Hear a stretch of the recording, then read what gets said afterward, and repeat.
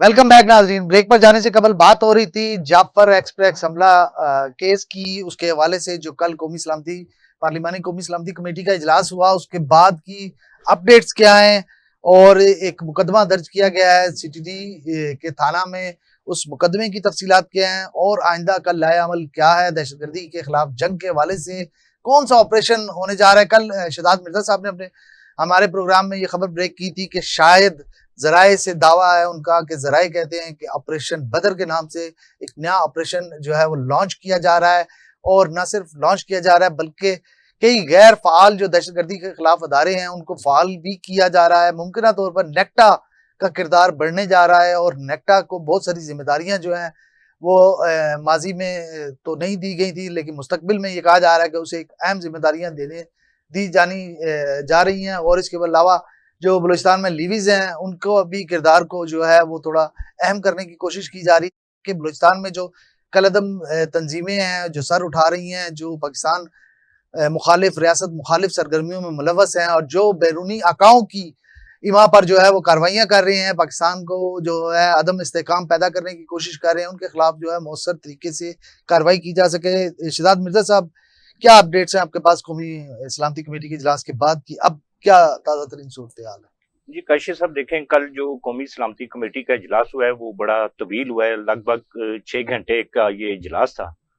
तो इसमें काफी सारी चीजें जो थी वो तो कुछ अलामिये के तौर पर उन्होंने दे दी, मगर जो कुछ अंदर की सूरत हाल थी जो हमारे जराये से हमें मालूम हुआ है, उसमें एक तो नेक्टा जो है उसको दोबारा फाल कर रहे हैं।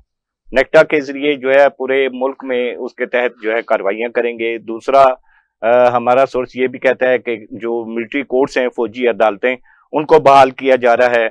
अस्करी विंग्स जो है उसका खात्मे के लिए जो है मौसर इकदाम किया जाएगा। इस्तेकाम पाकिस्तान को दोबारा से जो है बहाल करेंगे इन नेशनल एक्शन प्लान में।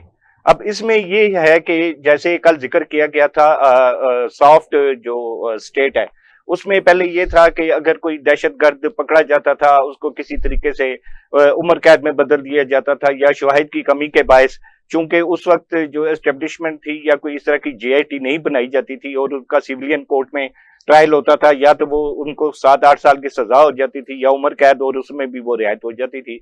अब उसमें ये किया है कि जो दहशतगर्द थे जिनकी सजाएं मौत होती थी उसको उन्होंने दोबारा बहाल कर दिया कि वो अब उसमें किसी भी तरह की ये रियायत नहीं करेंगे। दूसरा, उन्होंने कल एक बड़ी अहम बात की है, हमारे आर्मी चीफ ने, उन्होंने कहा है कि सबसे पहले जो मुल्क का सलामती है उससे बड़ा कोई एजेंडा नहीं, यानी कि पाकिस्तान फर्स्ट है, बाकियों के सबके एजेंडे बाद में हैं कि किस सियासी पार्टी को क्या क्या रियायत मिलनी चाहिए, किसके साथ कैसा सलूक करना चाहिए, उन सब का एजेंडा बाद में, पाकिस्तान का एजेंडा पहले होगा। सही। दूसरी चीज उन्होंने ये कही है कि अब कोई तहरीक नहीं होगी। मैं अपने तौर पे अगर गलत नहीं हूं तो ये समझाऊं कि कोई भी तहरीक, चाहे वो तहरीक इंसाफ ही क्यों ना हो, सही, उसके साथ भी कोई रियायत नहीं होगी। अगर वो मुल्क दोस्त पॉलिसी के खिलाफ चलेंगे, वो रियासत के खिलाफ चलेंगे, उसके ऊपर भी वो किसी किस्म की वो रियायत नहीं करेंगे। और तीसरी बड़ी अहम बात उन्होंने की कि अब किसी शख्सियत को भी नहीं देखा जाएगा। पहले तो ये होता था कि चलो किसी का फेस देखकर, जैसे गुड टू सी यू कहा जाता था, शायद अब वो भी मामला यहाँ पर ना हो। तो इस वजह से ये कल बहुत एक मौसर जो है उन्होंने कार्रवाई की है। अब आने वाले आप दिनों में आप देखेंगे कि बहुत जल्द जो है ऐसे लोगों के खिलाफ जो है कार्रवाइयां तेज हो जाएंगी। बदकिस्मती ये रही है कि जो हमारी एक सियासी जमात है उसने एक अपना सोशल मीडिया विंग गो के अपनी एक पब्लिसिटी के लिए अपने प्रोजेक्ट को लॉन्च करने के लिए किया था, मगर वो आहिस्ता आहिस्ता हमारे जो मुल्क दुश्मन हैं उनके हाथों पे वो चढ़ गए, और उनके जो सोशल मीडिया जो वर्कर्स थे उन्होंने यहाँ पे लाखों नहीं करोड़ों रुपए इस मद में कमाए हैं। तो अब वो जो उनके हाथों से अब निकल चुका है वो खुद इस सियासी जमात की जो है परेशानी का बायस बन रहे हैं।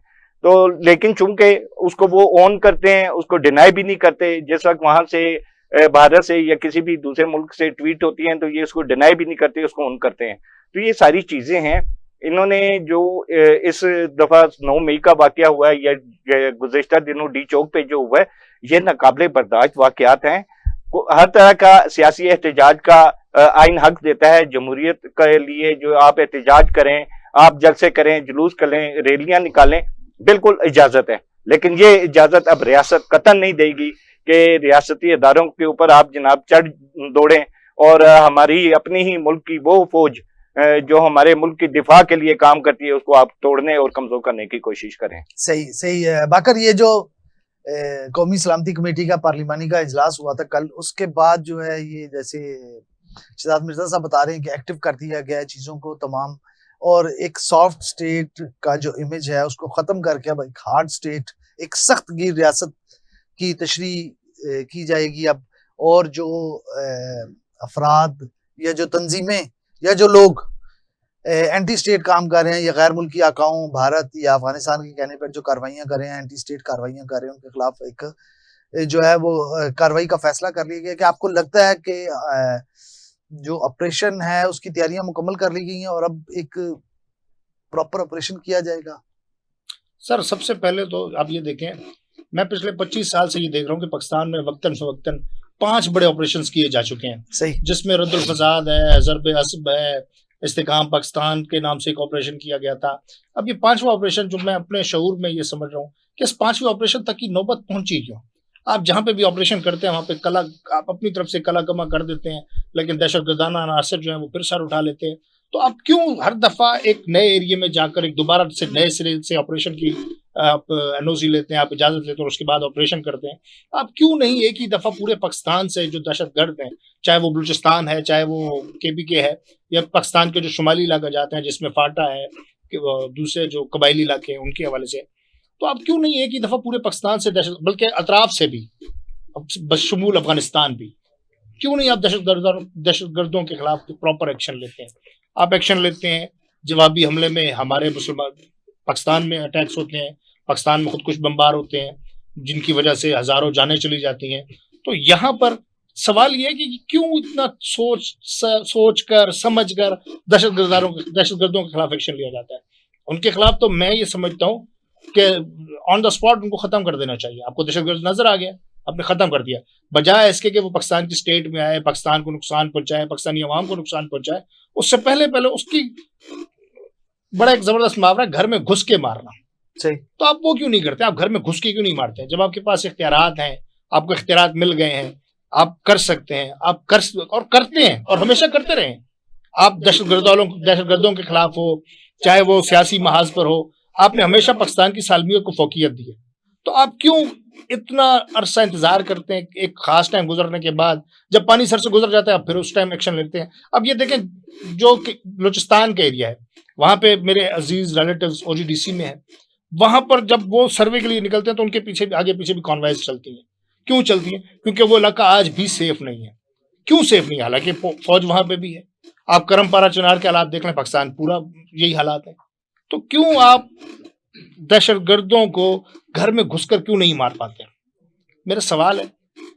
जब आप इम्प्लीमेंट पे चले जाते हैं, दहशतगर्दों के खिलाफ एक्शन शुरू कर देते हैं, ऑपरेशन, आप 5वां ऑपरेशन शुरू करने जा रहे हैं, और चाहे ऑपरेशन बदर के नाम से हो, चाहे ऑपरेशन ओहद के नाम से हो, मकसद दहशतगर्दों का कला गमा करना है, मकसद पाकिस्तान से दहशतगर्दी को खत्म करना है, मकसद पाकिस्तान को इस्तेकाम की तरफ लाना है, मकसद पाकिस्तान की सालमियत है। तो क्यों आप ऐसे अनासर को परवान चढ़ने देते हैं? आप ये देखें, पाकिस्तान का कोई भी बॉर्डर हो, उस पर आपकी फौज मौजूद होती है, FC मौजूद होती है, रेंजर्स मौजूद होती है। ये असलहा पाकिस्तान की हदूद में दाखिल कैसे हो जाता है? ये असलहा अफगानिस्तान से पाकिस्तान कैसे आ जाता है? ये असलहा इंडिया से पाकिस्तान कैसे आ जाता है? ये असलहा US से पाकिस्तान कैसे आ जाता है? तो आपको अपने बॉर्डर्स को महफूज करना है, तब आपका जो मुल्क है वो इस्तेकाम में भी होगा, सालमियत में भी होगा, और उसके बाद आपको इस तरह के ऑपरेशंस की जरूरत भी नहीं रहेगी। ज़मीर साहब, ये जो बाकर साहब ने कहा कि आप जो है डिले करते हैं चीजों को तो मामलात खराब होते हैं, तो आपको लगता नहीं ऐसा कि मुज़ाकरात में भी आपने काफी डिले किया? क्या बातचीत का दरवाजा बंद हो चुका है कि अब आपको ऑपरेशन की जरूरत है? नहीं, बातचीत का दरवाज़ा बंद नहीं हुआ, लेकिन जो अभी आप तशरीह कर रहे थे ना हार्ड स्टेट और सॉफ्ट स्टेट की, तो बुनियादी तौर पे इतना अरसा जो पहले चीज़ें होती रही हैं, चीज़ें आगे बढ़ती थी फिर पीछे हो जाती थी, ये वो तस्वुर था सॉफ्ट स्टेट का। अब हार्ड स्टेट का मतलब ये कि वो लोग जो कहीं पे भी किसी भी सूरत में मुल्क को अदम इस्तेकाम की तरफ ले जाने के लिए जिम्मेदार हैं, उनके खिलाफ सख्त ऑपरेशन किया जाएगा। ये मुज़ाकरात उन लोगों से किए जाते हैं जो मुज़ाकरात या जो अपने हुकूक के लिए कोई आइनी रास्ता इख्तियार करते हैं, कोई सिविल सोसाइटी के तौर पे आपके खिलाफ एहतजाज करते हैं। मैं नहीं समझता कि अगर कल भी आप वज़ीर-ए-आज़म शहबाज शरीफ के खिलाफ यहाँ कोई प्रोटेस्ट करें और वो पुरअमन प्रोटेस्ट हो, तो आपके खिलाफ कोई पीका एक्ट लगेगा या आपके खिलाफ कोई दहशतगर्दी का एक्ट लगेगा। आप गवर्नमेंट के किसी भी महकमे के खिलाफ अगर पुरअमन एहतजाज करते हैं, आइन और कानून के दायरे में रह के एहतजाज करते हैं, तो आपको एक सॉफ्ट रियासत के तौर पर डील किया जाएगा। लेकिन अगर आप किसी भी वजह से अगर आपको शहबाज शरीफ अच्छा नहीं लगता, तो इसका मतलब तो ये नहीं है कि आप पत्थर मार के पार्लियामेंट का शीशा तोड़ दें। बंद कर दिए जाते हैं ना एहतजाज के लिए, कंटेनर लगा दिए जाते हैं, आप एहतजाज कैसे करेंगे? मिर्जा साहब की बात देखिए, एहतजाज के हवाले से अगर आप बात करते हैं, तो ये जो रास्ते बंद कर दिए जाते हैं या जो चीजें की जाती हैं, तो एहतजाज का मतलब होता है कि अपना एहतजाज रिकॉर्ड करवाना। आपको तो बोलने से पहले कतार कर दिया जाता है। सर देखिए, यही वो वजह है जिसकी वजह से मैं ये समझता हूँ, जैसा अभी मिर्जा साहब ने कहा कि कोई तहरीक नहीं होगी, बकौल मिर्जा साहब के कि आर्मी चीफ साहब ने ये बात की है, तो मैं इस चीज़ को बिल्कुल डिनाई करता हूँ। तहरीकें पाकिस्तान में तहरीक तालिबान भी है, तहरीक नफास जाफरिया भी है, और बहुत सारी तहरीक हैं जिनको पहले बाकायदा बैन किया गया था, कलअदम करार दिया गया था, जो पाकिस्तान में बैन है। आप उनकी तरफ क्यों नहीं जाते? क्योंकि आप ये देखें, दहशतगर्दी में जो भी मुलव्वस होगा वो तहरीक तालिबान से, दूसरी तहरीक साहब जो सिपाही साहबा वाले हैं या दूसरे जितने भी हैं, मैं किसी एक मसले की बात नहीं कर रहा हूँ, मैं तहरीक नफास जाफरी की भी बात कर रहा हूँ, मैं तहरीक तालिबान पाकिस्तान की भी बात कर रहा हूँ, मैं तहरीक तालिबान अफगानिस्तान की भी बात कर रहा हूँ, पाबंदी लग चुकी है, शेख रशीद साहब उस टाइम मिनिस्टर थे। तो आप उन तहरीक को क्यों नहीं रोकते, जहां से आप लोगों के जहनों में इस्लाम के नाम पर इतना इंतशार भर देते हैं कि लोग मरने मारने पर तुल जाते हैं। मैं बागर आता हूँ आपकी तरफ, मैं जमीर साहब आपका एक जो बागर साहब कह रहे हैं, मुझे इस पे इनसे इख्तलाफ है थोड़ा। देखिए, बुनियादी तौर पे कुछ दिन पहले एक प्रोग्राम में किसी ने मुझसे सवाल किया कि जी देखिए मस्जिद में बम धमाका हो गया, तो मैंने उनको ये जवाब दिया था, देखें इसीलिए तुम ये कहते हैं कि दहशतगर्दों का कोई मजहब नहीं है। अगर उनका मजहब होता तो मस्जिद में बम धमाका नहीं करते। मतलब मस्जिद है, इमाम बारगाह है, आपका कोई चर्च है, कोई चीज़ महफूज नहीं है, इसका मतलब दहशतगर्दी का कोई मजहब नहीं है। देखिए, यहाँ पर दो चीज़ें बड़ी मिक्स होती रही, जिस वजह से उन मजलूमों के साथ भी ज्यादती होती है। मसलन एक बंदा ऐसा है जो अपने हुकूक के लिए एहतजाज करता है, उसके साथ किसी भी वजह से ज्यादती होती है, उसके हुकूक नहीं मिलते, और दूसरी जानब उसी के नाम को इस्तेमाल करते हुए एक बंदा है जो बंदूक उठाकर आ जाते हैं आपकी कनपटी पे, आपको रखता है कि आपको कहता है आप उसी का नजरिया बोलें। देखिए, यहाँ पे ये चीज़ बड़ी वाज़ेह तौर पे इसमें फ़र्क होना चाहिए कि कुछ दिन पहले हमारे कुछ दोस्त किसी प्रोग्राम में बहस कर रहे थे, देखें ये नाराज़ बलोच है। मैंने कहा ये बिल्कुल नाराज़ बलोच नहीं है।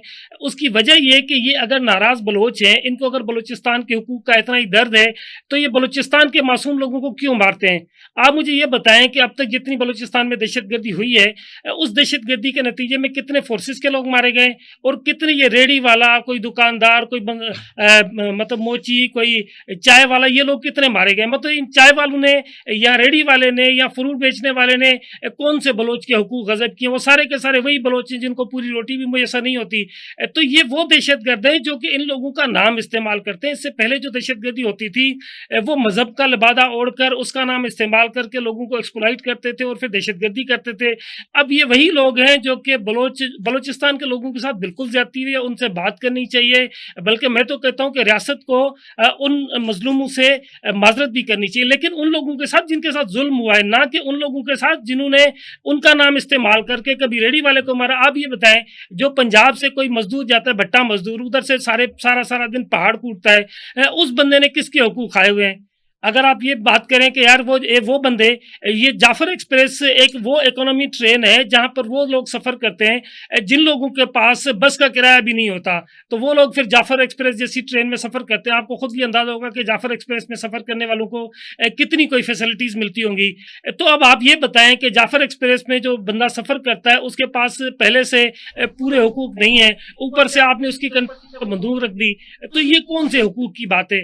देखें, दहशतगर्दी और हुकूक की बात करना ये बिल्कुल सेपरेट मामला है। अगर आप हुकूक वालों को दहशतगर्दों से जोड़ेंगे तो ये तो मैं कहता हूँ उनसे दोहरी ज्यादती है। एक तो उनको आपने पहले ज्यादती किया कि उनको पूरी तरह से जीने के वो जो वसाइल हैं वो भी मुयसर नहीं है, ऊपर से जो आप ये मासूम लोगों को मारते हैं उनको भी उनके साथ जोड़ देते हैं, यानी वो उनके नाम के साथ आपने मिक्स कर दिए हैं। देखिए इस वक्त जो पाकिस्तान में दहशतगर्दी और ये प्योर कमर्शियल दहशतगर्दी है, ये पूरी तरह से किराए के कातिल हैं।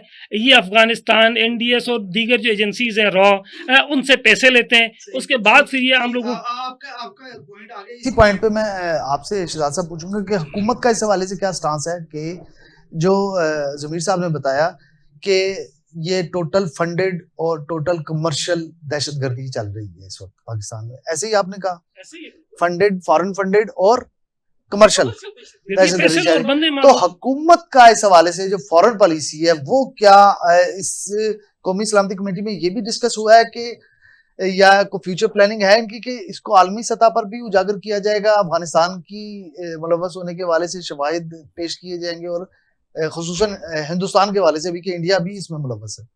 जी बिल्कुल, एक तो कौमी सलामती कमेटी में ये बात डिस्कस हुई है और इससे कबल जिस दिन ये वाकया हुआ है जाफर एक्सप्रेस वाला, उसके अगले ही दिन ये तमाम जगह पर बता दिया गया था। इवन अक़वाम मुत्तहिदा को बताया गया और अक़वाम मुत्तहिदा के जो जनरल सेक्रेटरी हैं गुतेरस, उन्होंने भी इस चीज़ की पुरजोर मजम्मत की। अमेरिका से भी इस सिलसिले में बयान आया, उन्होंने भी इस चीज़ की पुरजोर मजम्मत की है। अब मामला ये है कि काफ़ी सारे ममालिक ने ठोस शवाहिद की बुनियाद पर बुलाया इंडियन काउंसलर को, बुला के कोई एहतजाज रिकॉर्ड कराया? नहीं, इस तरह अभी तक नहीं हुआ।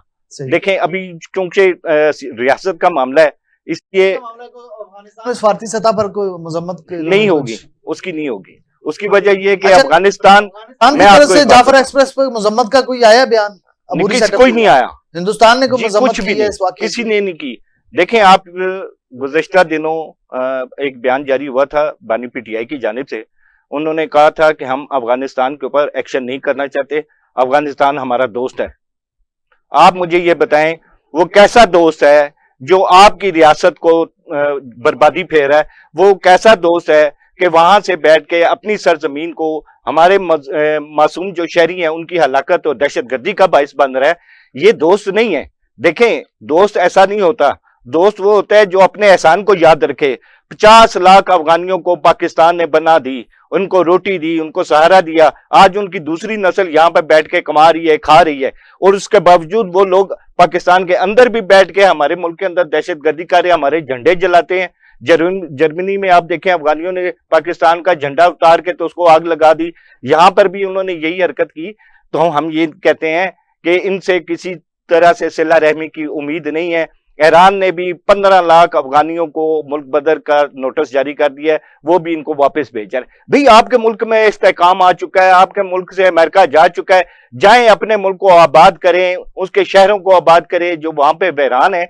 रह गया भारत, तो भारत कैसे मजम्मत करेगा? भारत खुद हर साल 280 अरब रुपया जो पाकिस्तान के खिलाफ सोशल मीडिया के वार के लिए और दहशतगर्दी के लिए दे रहा है, वो पाकिस्तान के लिए मजम्मत करेगा? वो अफगानिस्तान मजम्मत करेगा जहां पर भारत जो है अपने दहशतगर्द अफगानिस्तान में ट्रेंड करके तो पाकिस्तान के ऊपर दहशतगर्दी करवाता है? वो करेगा सर, क्यों करेगा मजम्मत? पाकिस्तान तो ये मामला है। पार्टी के एक बड़े लीडर जाके कहते हैं कि जी कारगिल वार जो हुई थी वो हमने इंडिया की कब्र पे छुरा घोंपा था, तो उसको क्या पड़ी है इंडिया को कि वो आपके इस तरह के वाकयात में उनकी गवर्नमेंट होते हुए? ये तो बाकायदा हिंदुस्तान का मामला हो गया। अफगानिस्तान को जो हम 4 दहाइयों से ज्यादा उनके 50 लाख लोगों को हम आप बात दूसरी नस्ल पाल रहे हैं।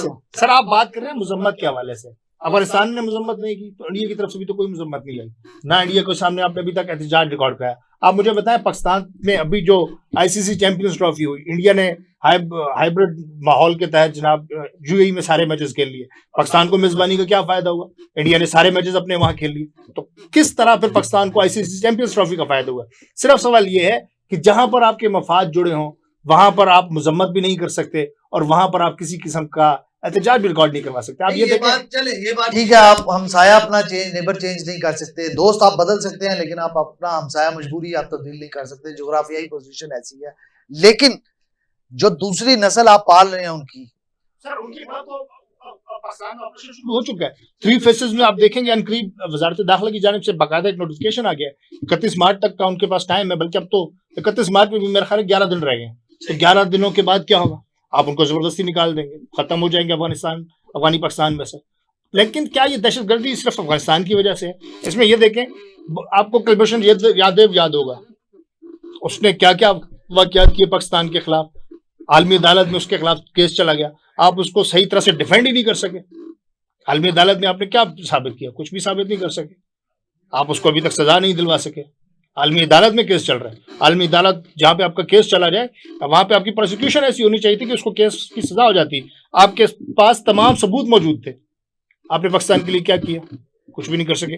आप इंडिया से ये तक नहीं साबित करवा सके कि यार वाकई ये इंडिया का बंदा है। आपने उसको चाबहार से उठाया, जहां से भी उठाया। नहीं, ये सारा साबित हो गया जी। फॉरेन ऑफिस से बिल्कुल इस चीज की आई है, खुद उसकी अपनी स्टेटमेंट आई है कि वो दहशतगर्द है।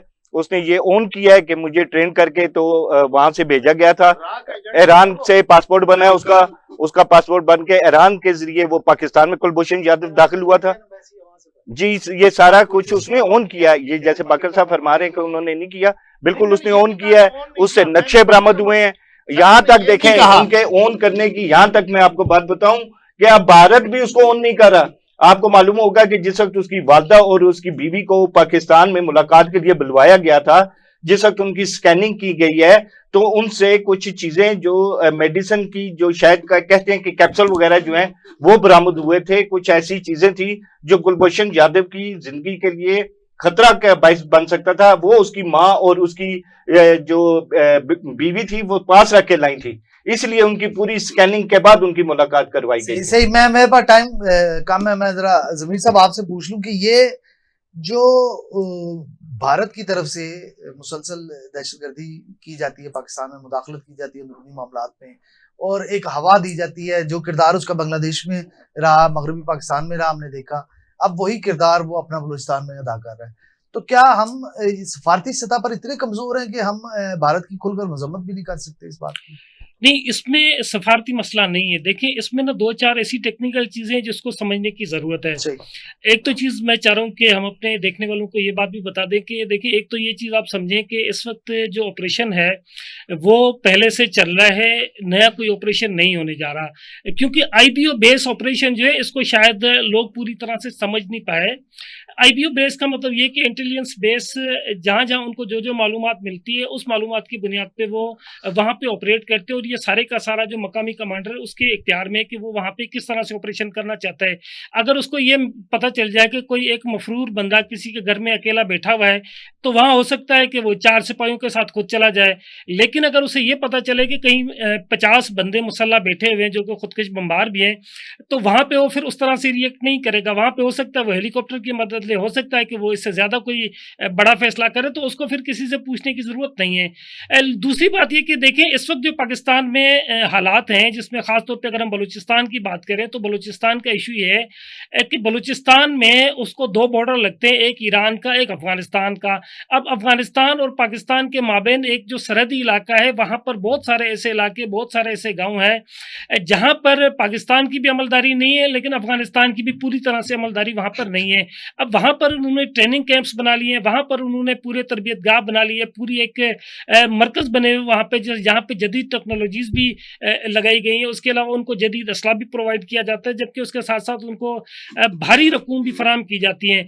ये क्योंकि थर्ड पार्टी फराम की जाने वाली रकूम है, तो इसको इस तरह से आप साबित नहीं कर सकते कहीं कोर्ट ऑफ लॉ में या कहीं किसी सफारती ज़राए से। प्रॉब्लम सिर्फ ये है कि जो हार्ड स्टेट वाला बयानिया है जो कि आर्मी चीफ ने उस दिन बात की थी, वो आपको शायद कुछ दिनों बाद नजर आएगा कि वहां पर वो लोग जो उनके लिए कोई हमदर्दी रखते थे, वो लोग जो उनको कहीं ना कहीं कोई सॉफ्ट कॉर्नर देके जिनकी आड़ में वो वहां से निकल आते थे, उनके खिलाफ सख्त ऑपरेशन होंगे। इस वक्त जो बलूचिस्तान में ऑपरेशन से चल रहे थे, वो पहले चल रहे थे आईबीओ की बुनियाद पे, जो कि गांव देहातों में या मुख्तलिफ मकामात पे जब ये लोग पहाड़ों से उतर के आते थे तो वहां पे ऑपरेशन किए जाते थे, लेकिन अब जो ऑपरेशन का दायरा कार है उसको थोड़ा मजीद बढ़ाया गया है। ये आपने देखा होगा जब DGISPR ने अपनी प्रेस कॉन्फ्रेंस के दौरान कुछ वीडियो फुटेजेस दिखाई थी जो कि सेटेलाइट के जरिए ली गई थी। तो इस वक्त 24 घंटे सेटेलाइट के जरिए उन तमाम पहाड़ों की मॉनिटरिंग की जा रही है जिन पहाड़ों पे इन्होंने, जहां गारों में उन्होंने पनाह ले रखी है, जिन पहाड़ों पे उन्होंने घर बना रखे थे, तो वहां पे जहां इनको जरूरत पड़ती तो वहां पे ये अपनी एयरफोर्स को भी यूज करते हैं और वहां पे उनके खिलाफ कार्रवाइयां करते हैं। मेरे पास वक्त की कमी का मुझे सामना है, यहाँ पे प्रोग्राम का वक्त खत्म हो रहा है और हमने अब इसको वाइंड अप करना है, तो जाते जाते सिर्फ इतना ही कहना है कि ऑपरेशन तो हम करेंगे, लेकिन इसके साथ साथ हुकूमत को चाहिए कि मुज़ाकरात का दरवाजा बिल्कुल बंद ना करे, बल्कि अगर कोई नाराज बलोच है, नाराज पठान है, नाराज पंजाबी है, नाराज सिंधी है, कोई भी नाराज कबायली है, आप उससे बात जरूर करें, आप उसकी नाराजगी दूर करें। आप रियासत हैं, आप माँ हैं, आप बाप हैं, आप रियासत का किरदार अदा करें। आप बिगड़े हुए बच्चों के लिए डंडा जरूर हाथ में उठाएं, लेकिन कोशिश करें कि पहले उससे बात करें, उसके मामलात समझे, उसकी मुश्किलात समझे, उसका दिमाग पढ़ने की कोशिश करें कि वो कहना क्या चाह रहा है, वो मांग क्या रहा है, उसको चाहिए क्या, और आप उसे क्या दे सकते हैं और कितना दे सकते हैं और क्यों दे सकते हैं। इन तमाम चीजों का अहाता करने की हमने आज कोशिश की है, आइंदा भी करेंगे इसी चीज पर डिस्कस, क्योंकि पाकिस्तान है तो हम हैं तो पाकिस्तान है। इसके साथ ही अपने मेजबान राजा काशिफ को इजाजत दीजिए। अल्लाह।